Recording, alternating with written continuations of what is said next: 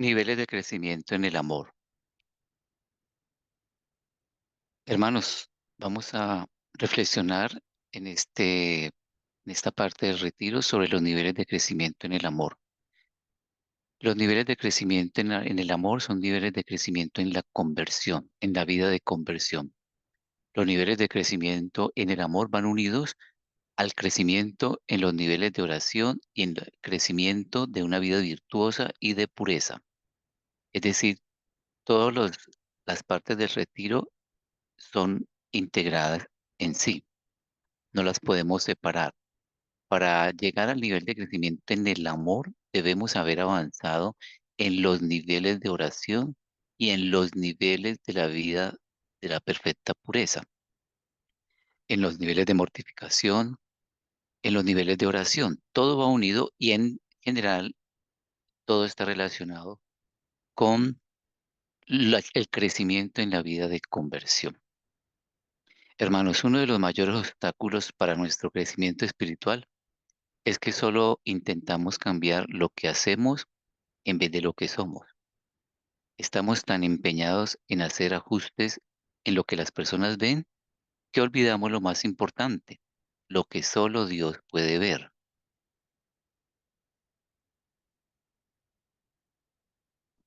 Dios está en su tarea amorosa de transformarnos, de convertirnos a la imagen de su Hijo, como dice Efesios 4:13. Él quiere que crezcamos espiritualmente y necesitamos su ayuda para esa clase de transformación que no es superficial, sino que ocurre dentro de nosotros. Conversión, hermano. El crecimiento espiritual está basado en una salvación real.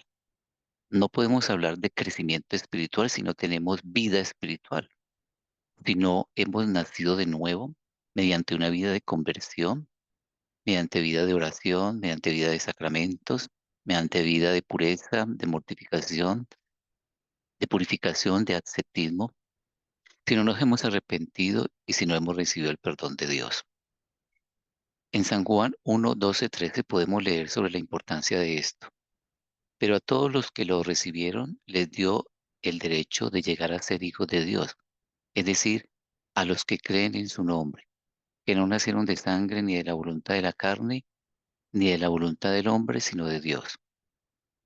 Es decir, que el crecimiento espiritual, como lo hemos repetido, implica vida de conversión.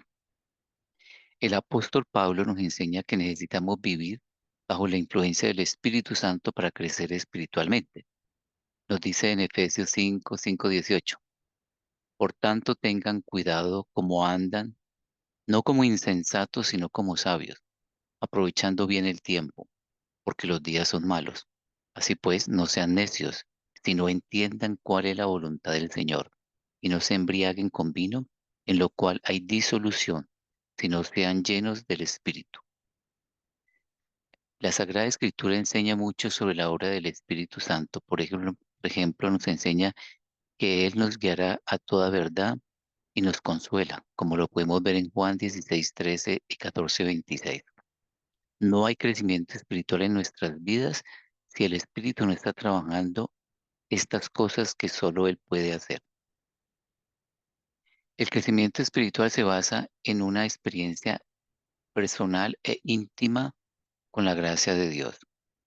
Es muy diferente saber cosas sobre que Dios, sobre Dios, que conocer a Dios. Tenemos mucha información sobre Dios, conocemos sus atributos, podemos citar la Sagrada Escritura, hablar sobre lo que Él ha revelado. Pero la pregunta es, hermano, ¿tienes una relación íntima con Dios? ¿Lo conoces en la intimidad de tu ser? Pedro escribió, antes bien, crezcan en la gracia y en el conocimiento de nuestro Señor y Salvador Jesucristo. A Él sea la gloria, ahora y hasta el día de la eternidad. Amén. Lo leemos en 2 de Pedro 3:18. El apóstol habla del crecimiento en conocimiento y gracia. Esta gracia incluye el aspecto experimental de haber sentido el perdón de nuestros pecados y el profundo amor de Dios. Si no conocemos de una manera profunda la gracia de Dios, no podremos compartirla con otras personas ni crecer. El crecimiento espiritual también genera una actitud de humildad. Es contradictorio decir que estamos creciendo espiritualmente mientras somos orgullosos. Si lo que sabes de Dios es correcto, ese conocimiento debe llevarte a reflejar lo que Dios es. Dios exalta la humildad y tiene una pasión singular por él. Sin embargo, la misma escritura enseña que Dios resiste a los orgullosos, como lo podemos leer en Santiago 4:6. Hermano, necesitamos seguir el ejemplo de Jesús. Haya pues en ustedes esa actitud que hubo también en Cristo Jesús, el cual, aunque existía en forma de Dios, no consideró al ser igual a Dios como algo a que aferrarse, sino que se despojó a sí mismo, tomando forma de siervo, haciéndose semejante a los hombres y hallándose en forma de hombre. Se humilló él mismo haciéndose obediente hasta la muerte y muerte en cruz. Filipenses 2:5-8. Teniendo todas las facultades para haber nacido en un palacio, nuestro Señor vino a nacer en un pesebre y a morir en una cruz por todos los pecadores, eligiendo la peor de las muertes. Así nos enseñó la virtud de la humildad, cuán importante es esta virtud en el crecimiento espiritual.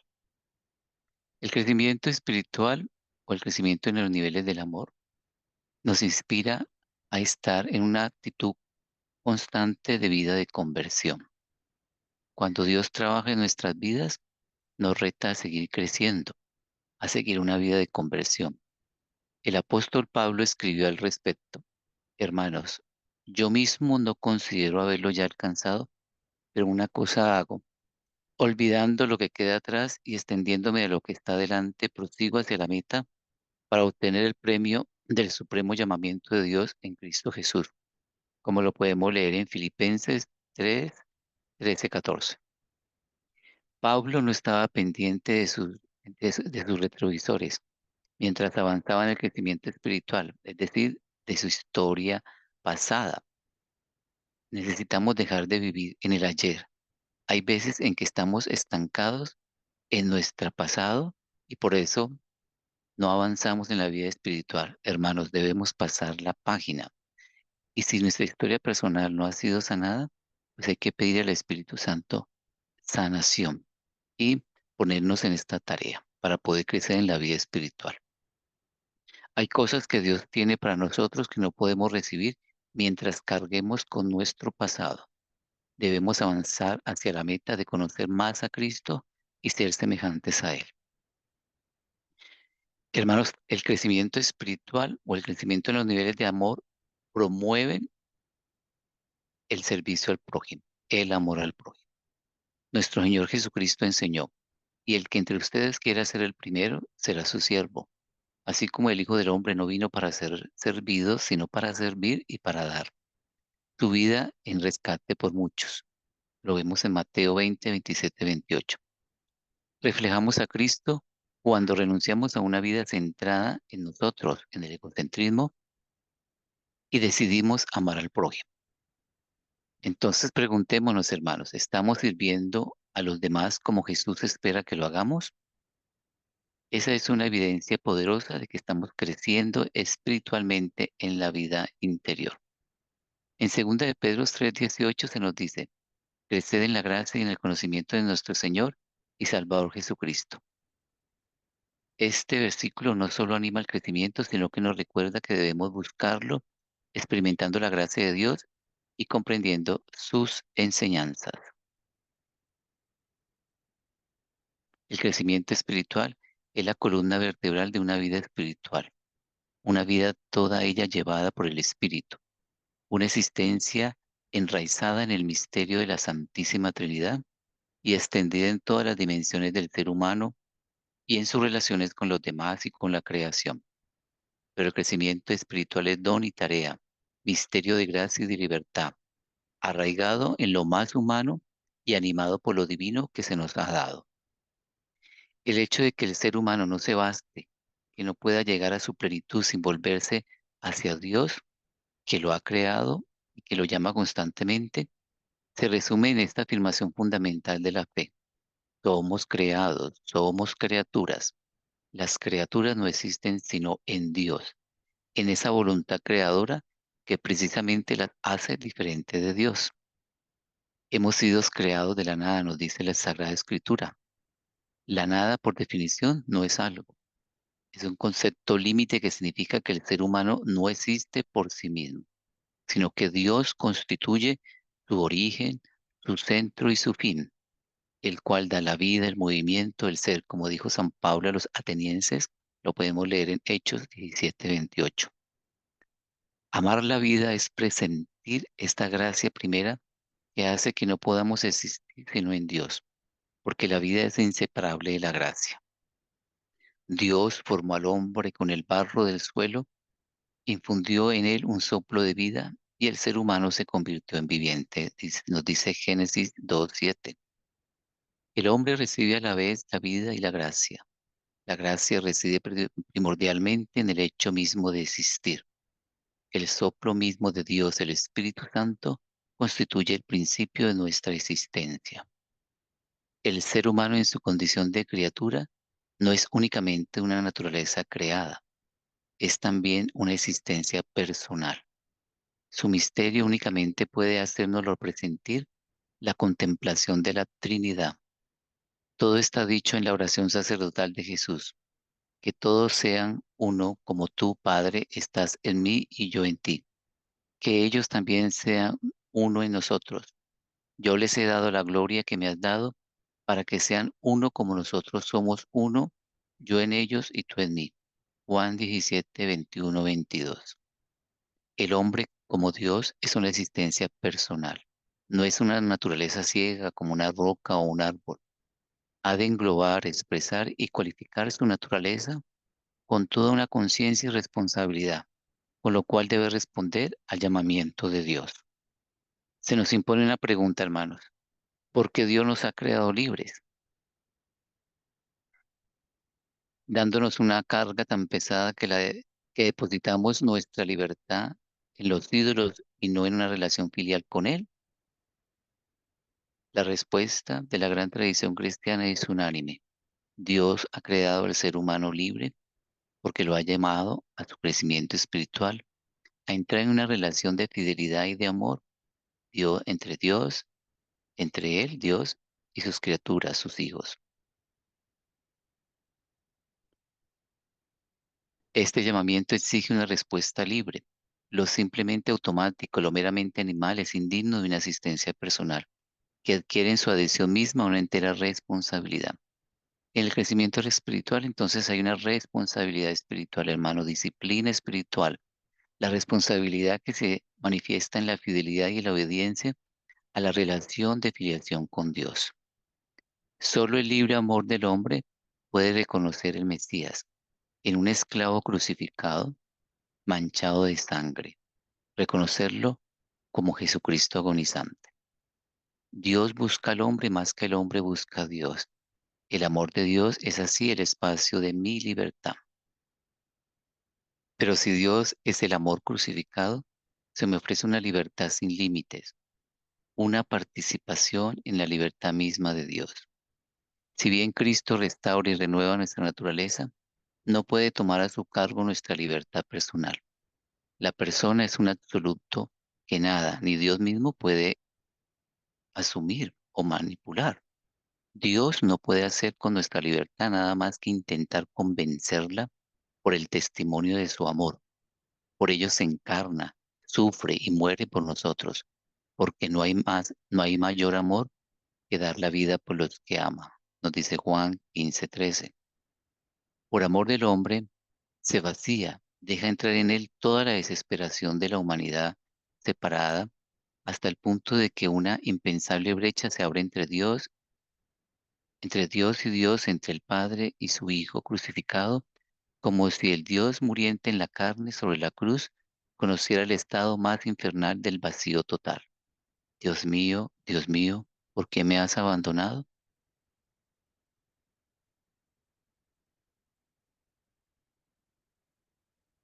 En definitiva, el hombre no cede sino bajo el peso de la humillación extrema de Dios. A imagen de Dios, el ser humano se hace capaz de amar al otro más que a él mismo, no de amarlo más que a su existencia personal, ya que se nos ha dicho, amarás al prójimo como a ti mismo. sino más que a su propia naturaleza, que a su propia vida. El hombre deviene plenamente una persona cuando supera su propia naturaleza, dando su vida no solamente por los amigos, sino por sus enemigos. Y por eso el amor de los enemigos es el único criterio infalible de nuestro progreso espiritual. Que el ser humano sea imagen de Dios significa que lo es a imagen de Cristo. Únicamente en Cristo el ser humano encuentra su verdad. Solo es plenamente, solo Él es plenamente el ser humano de las bienaventuranzas. El destino entero de la humanidad es cristológico. El hombre y la mujer incorporados a Cristo por el bautismo vuelven a convertirse en imagen de Dios. Bajo el soplo y el fuego del Espíritu, les toca recrear de un modo personal, única e incomparable esta imagen y hacerla plenamente semejante a Cristo. Dios se ha hecho portador de la carne para que el hombre pueda convertirse en portador del Espíritu, nos dice San Atanasio de Alejandría. Solo la unión de nuestra libertad y del Espíritu a través de los combates de amor puede permitirnos entrar plenamente en la relación con Cristo. Hermanos, más que una trayectoria lineal, la vida espiritual se presenta como un proceso en espiral que asume progresivamente todas las dimensiones del ser humano. El Espíritu de Dios penetra y transforma poco a poco las profundidades del ser humano, su memoria, su inteligencia, su libertad, su manera de juzgar, de sentir, de amar, sus relaciones con el otro y con el mundo. La experiencia espiritual nos hace salir del mundo hacia Dios. No nos hace salir del mundo hacia Dios, sino que hace amar a Dios y a su prójimo con el mismo amor que viene de lo alto. En esta perspectiva, la santificación de la persona se realiza en una doble dimensión, en el acto por el que Dios comunica su propia vida, su amor y su perdón, y en la respuesta y el consentimiento del ser humano. Las cualidades y la historia personal, las condiciones psicológicas y emocionales condicionan y afectan este ejercicio de los frutos del Espíritu Santo. Por eso volvemos a decir que tenemos que sanar nuestra historia personal, sanar nuestras heridas emocionales, nuestras dependencias emocionales, nuestros traumas emocionales y pedir al Espíritu que los sane para avanzar en la vida y el crecimiento espiritual. Un cristiano es fundamentalmente un ser humano que confiesa su fe, que es capaz de decir que yo me comprometo, es decir, responsabilidad espiritual. La confesión de la fe, nuestro credo, no es una afirmación de fragilidad, es una declaración, es una expresión de una seguridad encontrada, de una solidez. Yo les digo que por todo el que se pronuncie por mí ante los hombres, también este hombre se pronunciará por él ante los ángeles de Dios. Lucas 12:8. Entonces, hermano, el crecimiento en el amor supone aptitudes y responsabilidad personal, responsabilidad de la propia vida. Hacer profesión de fe comporta un acto de compromiso eh, con nuestra vida espiritual, con nuestro crecimiento espiritual. También el crecimiento espiritual significa un consentimiento a lo real, es decir, vivir en el mundo de la realidad, en nuestra propia realidad, donde debemos ser santificados y no vivir en idealismos o fantasías inalcanzables que pueden conducir a la persona al desánimo o a la culpabilidad. Y también el crecimiento espiritual implica fidelidad en la relación. Vivir como un cristiano supone poder tener con los otros relaciones verdaderas, no de dependencias ni de utilización, y haber adquirido la capacidad de identificarse en el seguimiento de Cristo en nuestra comunidad, especialmente con nuestros enemigos. Para que todo ello se dé, es necesario que tome cuerpo en la realidad y que se comprometa en una historia personal. Para ello hay que elegir, es decir, renunciar a renunciar al pecado y avanzar en la vida de conversión.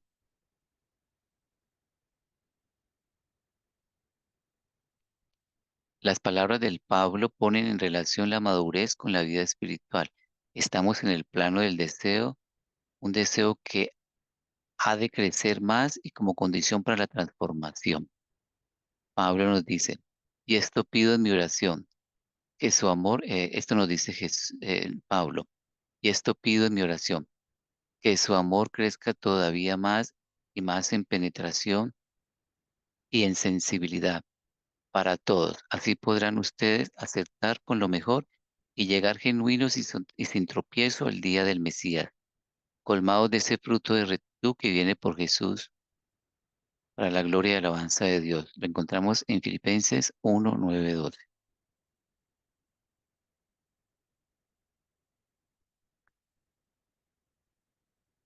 Es decir, que tenemos que pasar del deseo a la responsabilidad y el crecimiento espiritual. Tomar una decisión que sea firme y que sea para mayor gloria de Dios. Este carácter cierto y certero del discernimiento que requiere una decisión personal se concreta siempre en nuestra realidad personal concreta. Para llegar a ello no hay que separarse del mundo, porque el mundo es el lugar donde este proceso puede ocurrir.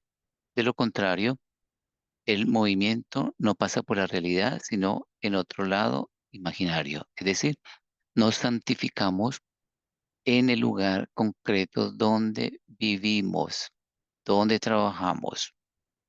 Nos santificamos en el mundo, no huyendo de él, porque es vida de conversión. Discernir, pues, consiste en avanzar en una vida interior, en los crecimientos de oración, en los crecimientos del nivel del amor, en los crecimientos en la vida de pureza. Devenir adulto es aprender a decidir y a decidirse. El niño no identifica los objetos, sino que busca la totalidad. El adolescente comienza a identificar las cosas, pero no puede asumirlo todo. El adulto, si no es un eterno adolescente, aprende a decidirse por una cosa determinada y no por otra, y sabe mantener su elección, es decir, perseverar en la vida espiritual permite el crecimiento espiritual. Los niveles de crecimiento en el amor a Cristo es un camino de madurez espiritual del consagrado. A partir de las diferentes elecciones y decisiones que vamos tomando, se va dando el crecimiento espiritual. Hablar de este crecimiento es importante en el mundo actual, ya que el mundo actual privilegia todo lo que sea instantáneo, temporal, con relación a la duración. Es decir, no se asumen compromisos porque no se quiere asumir la responsabilidad espiritual. Se fomenta la experiencia inmediata, su intensidad, lo emocional, lo pasajero.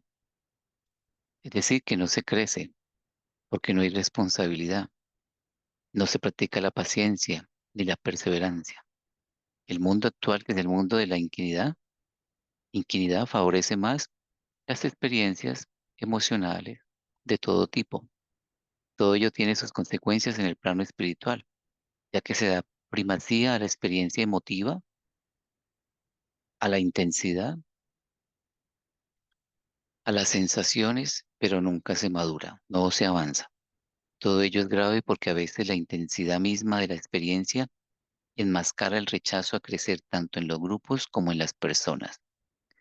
Por ejemplo, hermanos, cuando ustedes han visto que pueden ir a grupos de oración donde la gente canta, grita, salta, baila y entran en un estado de emoción, pero salen de allí como si nada hubiera ocurrido. Es decir, emociones en vida de conversión, espiritualismos que no tienen sentido, que es lo que nos vende el mundo secular, secularizar la vida espiritual, la vida religiosa. Pero eso no es crecimiento en los niveles del amor, no es crecimiento espiritual. Por temor a crecer, muchas personas se refugian en su propia vida personal, en su egocentrismo, incluso en sus problemas, en sus enfermedades mentales, en sus neurosis, permaneciendo niños que siempre buscan el consuelo de otros. Por miedo de crecer se refugian también en la ley. Es decir, los que hacen de la ley la idolatría de la ley sin espíritu. Es decir, los fanáticos, los sectarios, los legalistas, que tienen miedo a crecer. Se refugian en la ensoñación o en los idealismos, todo contra la realidad. O también hay unos que se refugian en la agresividad y en el rechazo a las otras personas. Todo esto son señales de que no se quiere crecer en la vida espiritual. Crecer es siempre un riesgo, una decisión, una elección. Requiere abandonar la etapa a la que se había llegado por el riesgo de lo desconocido. Entonces que hablamos de niveles de crecimiento en la oración, de niveles de crecimiento en la vida de pureza, de niveles de crecimiento en la relación de amor con Cristo, que implica vida de conversión. Crecer en la fe es crecer en el amor, y el amor no crece sino superando el contexto narcisista en el que se nace. El deseo de hacer de dos uno solo, por el miedo a estar o sentirse solo. Amar por el deseo de ser amado. Pero el amor no merece ese nombre, sino cuando tiende a superar esa actitud narcisista para convertirse en amor hacia el prójimo, en el respeto y la aceptación de la dignidad de la otra persona. Lo mismo hay que decir de la relación con Dios. Encontrar a Dios es una ventana llena de imprevistos, donde es menester aceptar constantemente perder al que se creía haber encontrado, perseverar. Y es el deseo mismo de Dios. Si es profundo y vital, el que me conducirá a hacer la experiencia de la ausencia de Dios. Perseverar en los momentos de desierto, en las noches de la oscuridad, cuando Dios parece ocultarse o guarda silencio, hay que perseverar porque nos está invitando a vida de conversión. La fidelidad a las exigencias del amor es la que conduce a los místicos a la experiencia de la larga noche. Crecer en una relación es aceptar las muertes que el encuentro con Dios me hace vivir. Es decir, vida de conversión. No hay crecimiento sino con la realidad aceptada.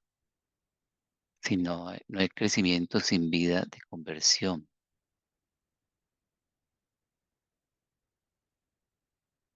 Es cierto que el presente es el lugar de la conversión. Hoy es el lugar de la conversión.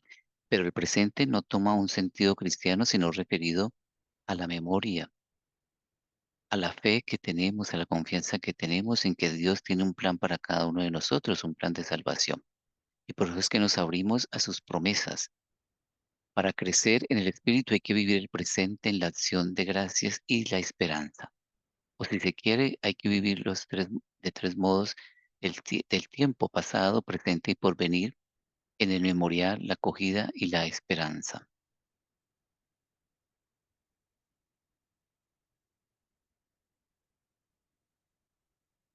La primera palabra de Dios al ser humano es una llamada a crecer. Sed fecundos, multiplicados, llenad la tierra, nos dice Génesis 1:28. Esta llamada se inscribe en la bendición de Dios sobre todas las cosas, bendición dada a toda la creación para que crezca. Se podría decir que Dios, siendo todo, ha renunciado a ser todo para que lo otro exista. El hombre ha sido llamado a unirse a Él en la libertad del amor. Y se puede decir que en su acto creador, Dios no tiene más que un proyecto y un deseo, el crecimiento del hombre en la libertad y en la alianza, es decir, que el hombre crezca en niveles de amor, crezca en la fidelidad hacia Dios. El crecimiento empieza con la conversión, sigue con la conversión y continúa con la conversión.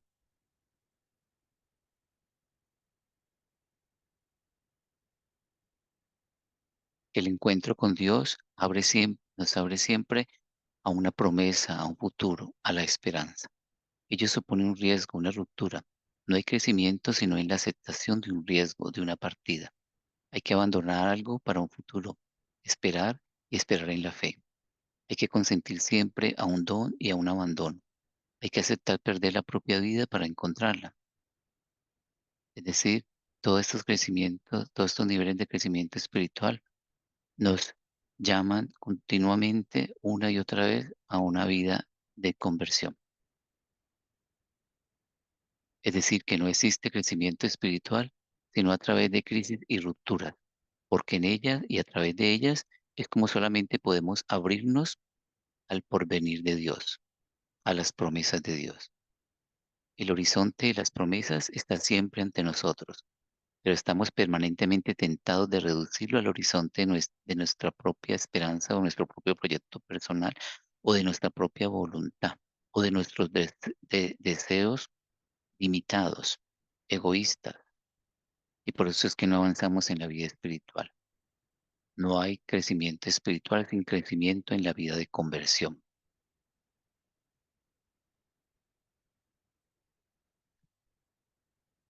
Crecimiento espiritual implica vida de purificación. Crecer espiritualmente es hacerse libre de todo lo que pueda ser estorbo interior, las pasiones del alma, las pasiones egoístas, las pasiones tristes, el resentimiento, la envidia, las pasiones dominadoras como el orgullo, el apetito de poder. Hay que morir a la propia ansiedad y pasiones para que nazca el hombre nuevo. Esta ascesis purificadora está esencialmente orientada a un nuevo nacimiento, un crecimiento, una resurrección. Libera para la vida, para el amor y para la plenitud esperada. También el crecimiento espiritual implica sabiduría e iluminación. No hay crecimiento sino en una relación, en respuesta a un llamamiento, a una palabra. Todo crecimiento espiritual supone, pues, familiaridad con Cristo, reencontrado en el testimonio de los evangelios. El espíritu en el que queremos crecer es el espíritu de Jesús, el que ha permanecido en él y se ha manifestado en sus palabras, gestos, actitudes. Es necesario haberse impregnado de este espíritu de Cristo para poder vivir de él casi naturalmente, discerniendo en todo lo que Jesús hubiera dicho y hecho. La palabra iluminación expresa bien este valor transfigurante de la meditación del Evangelio que configura a Cristo. No hay crecimiento espiritual sin esta larga mirada sobre el Evangelio, donde nuestro espíritu se ofrece a la irradiación del Espíritu manifestado en la persona de Jesús.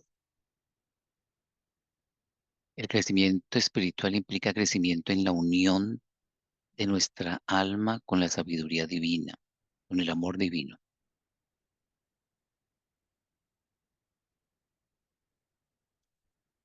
Si se pierde de vista ascesis y contemplación, corremos el riesgo de confundirnos. Es decir, que vamos avanzando en los niveles de la vida interior, en los niveles de oración, en los niveles de conversión, y así vamos avanzando y fortaleciendo nuestra unión y permitiendo que nuestra alma alcance la intimidad, la unión íntima y amorosa con la sabiduría divina, con Dios. Se trata de una unión de tipo esponsal. En el corazón de la unión mística más honda, Dios permanece Dios y el hombre permanece como hombre. Como en la comunión perfecta de las personas divinas, el Padre permanece el Padre y el Hijo. Hay una relación de comunión, de unión, sin confundir las personas, pero es una relación interpersonal, como la relación de la Santísima Trinidad, Padre, Hijo y Espíritu Santo.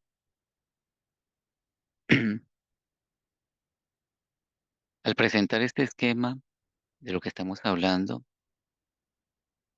sobre el crecimiento espiritual, podemos mirar que el crecimiento espiritual no es lineal, sino que el crecimiento espiritual tiene altos y bajos, porque todo va relacionado con nuestra vida de conversión. El hombre es atraído por Dios y lo es porque es creado y recreado por Él.